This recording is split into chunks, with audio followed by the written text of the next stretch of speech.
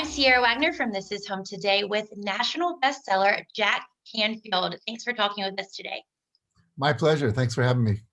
So, I'm a true fan. My general manager, actually, when I first started, gave me this book, which I think everybody in any type of business or just in general needs to read your book. So, true fans over here in Northeast Arkansas.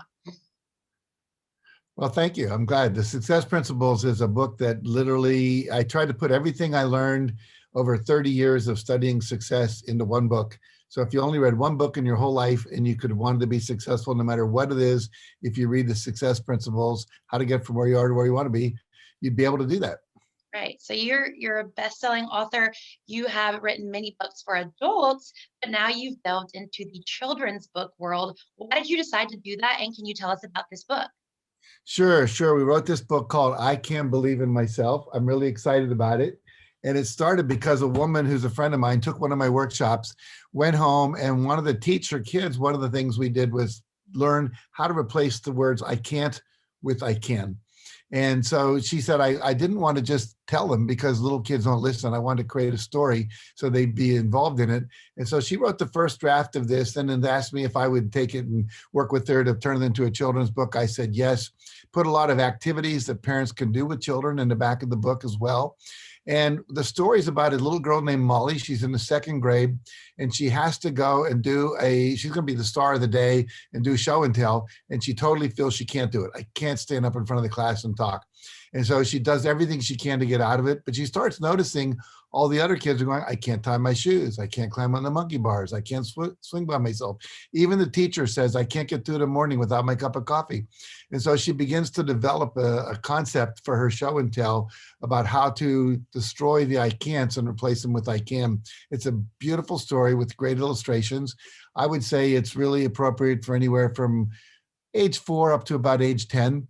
And even older kids have read the manuscript of the book, and because the book's coming out February 23rd. It's available now on Amazon.com for pre-sales, but we're getting very, very good feedback. Everyone's loving the book. Good. How can parents help implement this by reading the book themselves?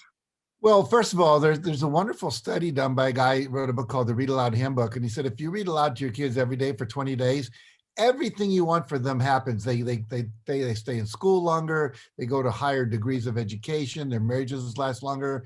They get better salaries when they get older and all that kind of stuff. So it's really great.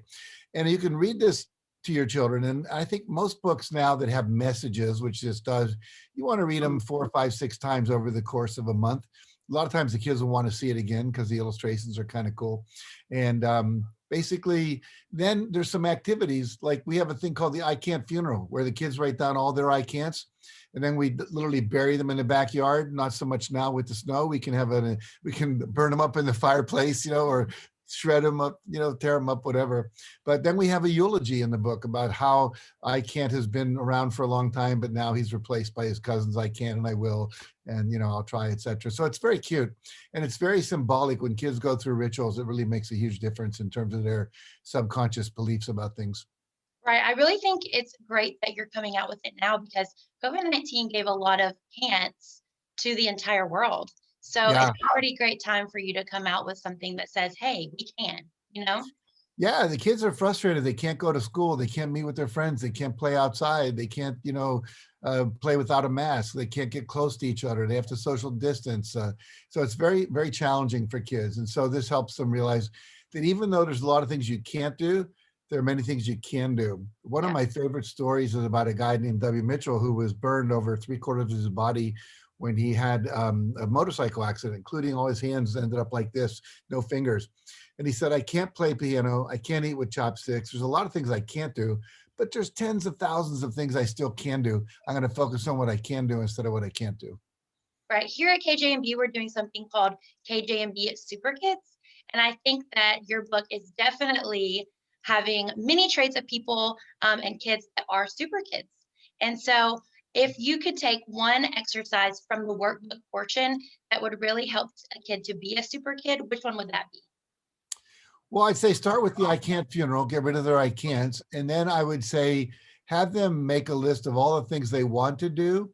We have a little formula that says you first have to believe you can do it. That's the I can. Then you have to ask someone who's already done it for support and guidance and teaching. And then you have to practice, practice, practice, practice, practice.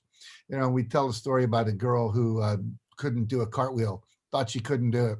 And then after saying, well, I could do it if I try, then she started asking her babysitter how to do one because her babysitter knew. And within a couple of weeks, she was doing perfect cartwheels. So the idea is to support kids in what they can do.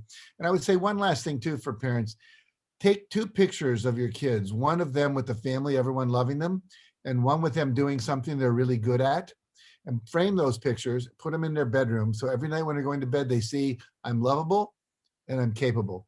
And that will go into their subconscious mind and realize they can do anything they want. Well, thank you so much, Jack, for speaking with us here in Northeast Arkansas. Thank you for all the knowledge that you have given to adults and now to children. And for This Is Home Today, I'm Sierra Wagner. This is home.